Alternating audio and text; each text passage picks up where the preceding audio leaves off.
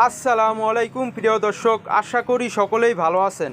তো আজকের এই ভিডিওতে আমি আপনাদেরকে দেখাবো কিভাবে ফেসবুক আইডিতে ফিউচার ফটো অ্যাড করতে হয়। বর্তমান সময়ে দেখা যাচ্ছে আপনারা ফেসবুক আইডিতে ফিউচার ফটো অ্যাড করতে পারতেছেন না, মানে আপনার ফিউচার ফটো অপশনটাই নাই। এই যে দেখতে পাচ্ছেন আমার ফেসবুক আইডিতে এই যে ফিউচার ফটো অপশনটি নাই।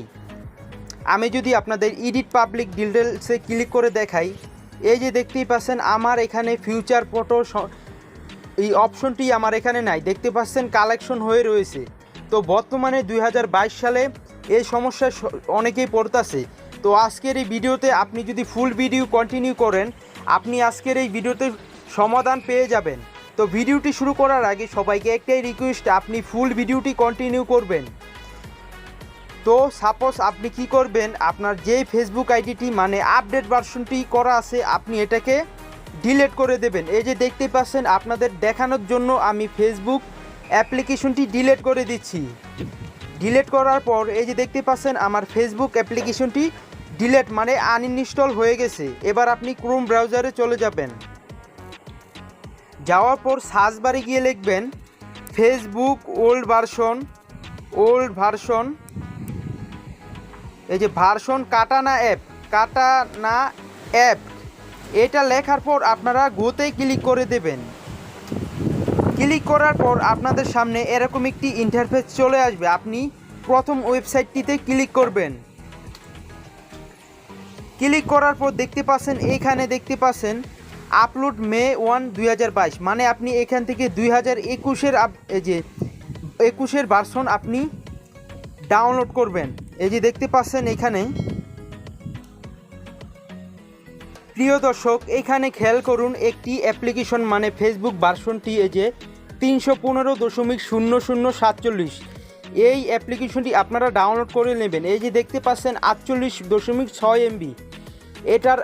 এটার ভার্সনের টাইমটি দেখতে পাচ্ছেন এপ্রিলে, মানে 28শে এপ্রিল 2021 এটা লঞ্চ হয়েছে। আপনি এই ভার্সনটি ডাউনলোড করে নেবেন।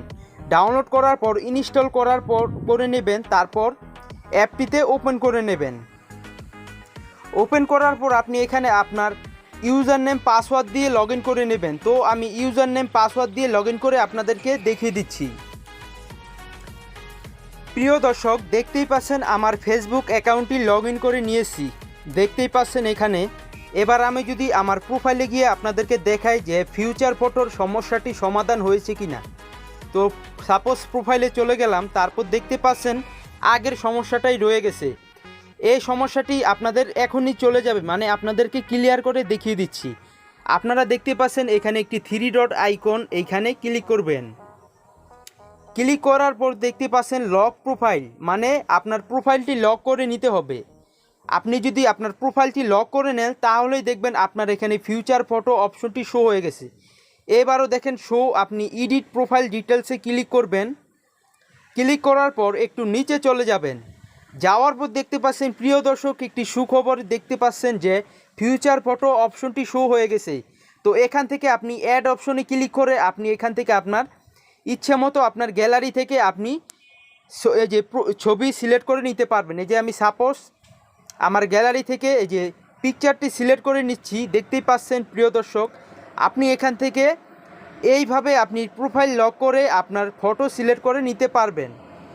তো বুঝতেই পারলেন ভিডিওটি মূলত এই ছিল আজকের ভিডিওটি ভালো লাগলে অবশ্যই লাইক করবেন এবং আমাদের চ্যানেলে যারা এখনও সাবস্ক্রাইব করেন নাই অবশ্যই সাবস্ক্রাইব করে দিবেন।